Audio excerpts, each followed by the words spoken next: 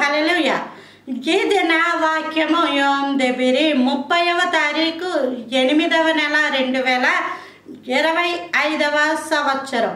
మన దేవుడు ఇస్తున్న చక్కటి మాట. గలతీయులకు రాసిన పత్రిక 3వ అధ్యాయము 5వ వచనం. మీలో అద్భుతములు చేయించువాడు. హల్లెలూయా. అద్భుతములు ఎక్కడవుతాయి? పలానా వాళ్ళ జీవితంలో అవుతాయండి, పలానా వాళ్ళ జీవితంలో అవుతాయండి అని చెప్తా ఉంటారు. పలానా వాళ్ళ ద్వారా అవుతాయి, పలానా వాళ్ళ ద్వారా అవుతాయి అని అంటారు. దేవుడు పక్షపాతి కాడు. ఆ విషయం గుర్తుపెట్టుకోవాలి. దేవుడు ప్రతి ఒక్కరి దగ్గర నివసించే దేవుడు. నీ బ్రతుకు సువాసనకరంగా ఉంటే ఖచ్చితంగా దేవుడు నీలో నివసిస్తాడు. మీరు విలువ పెట్టి కొనబడిన వారు, మీరు దేవుని సొత్తు. భయపడకము, పేరు పెట్టి నేను నిన్ను పిలిచి ఉన్నాను, నీవు నా సొత్తు అని యెషయా గ్రంథంలో మాట్లాడాడు. దేవుడు ప్రతి ఒక్కరితోటి మాట్లాడతాడు. దేవుడు ప్రతి ఒక్కరి దగ్గర నివాసం చేస్తాడు. అయితే ఆ వ్యక్తి యొక్క హృదయము, ఆ వ్యక్తి యొక్క జీవితము రెండు విధాలుగా ఉండకూడదు. చాలామంది అంటారు నాకు ఇంకో రూపం ఉంది నీకు తెలుసు అని. ఆ రూపం ఈ రూపం కూడా దేవుడు అయి ఉండాలి. హల్లెలూయా. వేరే జీవితాలు, రహస్య జీవితాలు, చీకటి పనులు ఇవేమి ఉండకూడదు. లోన్ ఏదైతే ఉందో అదే ఉండాలి.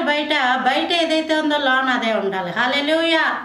ఆధార్ కార్డులో ఒకలాంటి లిస్ట్ ఉంటుంది, ఇంటికి వెళ్తే ఇంకో లిస్ట్ ఉంటుంది. అలాంటి బ్రతుకులు ఉన్న వాళ్ళ దగ్గర దేవుడు ఉండడు. ఒకవేళ వాళ్ళు చెప్పుకున్నా ఉండడు. క్రియలే దేవుని చూపిస్తాయి.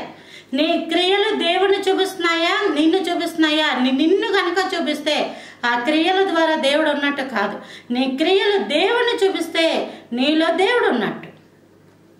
అప్పుడు ఎప్పుడైతే ఇదిగో ప్రభు నా జీవితం అని సమరయ స్త్రీ అయితే సమరయ స్త్రీలా నీ పాపాలు ఒప్పేసుకో. పాపాత్మురాలు స్త్రీ అయితే అచ్చచట మాంసి అత్తరు తీసుకుని వచ్చి ప్రభు తల మీద పోసి పాదాలు కన్నీళ్లతో కడిగి తల వెంట్రుకలతో తుడిచి ముద్దు పెట్టుకో. జక్కయ్యవైతే ఇదిగో ప్రభు నా ఆస్తి ఇది నేను ఇలా ఇచ్చేస్తాను ప్రభు అన్న సమర్పణకి రా.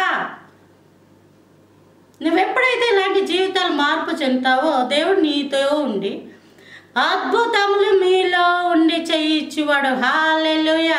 నీలో అద్భుతాలు అవుతాయి, నీ ద్వారా అద్భుతాలు అవుతాయి. నీలో అద్భుతాలు అవుతాయి, నీ ద్వారా అద్భుతాలు అవుతాయి. అద్భుతములు మీలో చేయించువాడు దేవుడు. మనం దేవుని కలిగి ఉండాలి, అద్భుతాలని కాదు. వరాల మీద దృష్టి మానేసి వరాలు అనుగ్రహించే దేవుడే నాకు నిజమైన వరం అని దేవుడి వైపు దృష్టి పెట్టుకున్నప్పుడు దేవుడు తన వరాలతోటి నింపుతాడు. దేవుడు కూడా మనతో పాటు ఉంటాడు.